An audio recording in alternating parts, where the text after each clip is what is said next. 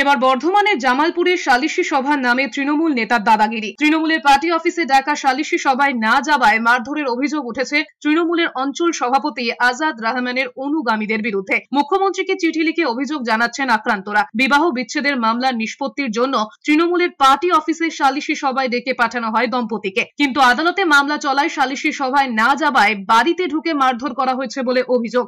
আমার কোর্টে মামলা চলছে দীর্ঘ 6 বছর ধরে। তো এই মামলা আমি কোর্টের মধ্যেই নিষ্পত্তি চাইছি, ঠিক আছে? তো আমি কোন রকম সালিসি সভায় যেতে চাইনি। 14ই জুন যদি তোমরা এই সালিসি সভায় হাজির না হও তাহলে কিন্তু তোমাদের ভয়ঙ্কর পরিণত হবে।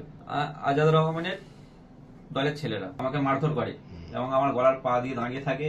হ্যাঁ, আমার মাথা লক্ষ্য করে একটা বাঁশ চালায়, সেই বাঁশটা আমি মাথাটা সরিয়ে বাঁচিয়ে নিলে কোনো রকমে আমার ভুঁড়িতে এসে লাগে।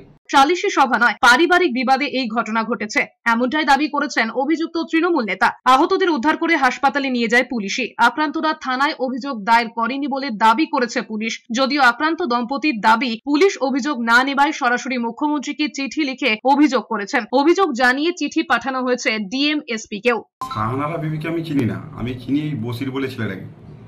আর যে অভিযোগটা ওরা করেছে সম্পূর্ণ ভিত্তিহীন অভিযোগ। এই বিষয়ে আমি কিছু জানি না। আমি অঞ্চল পার্টির বিষয়ে কোনো মীমাংসাও ডাকিনি, কারণ আমার কাছে যতদূর খবর আছে এটা কোর্টে মামলা চলছে।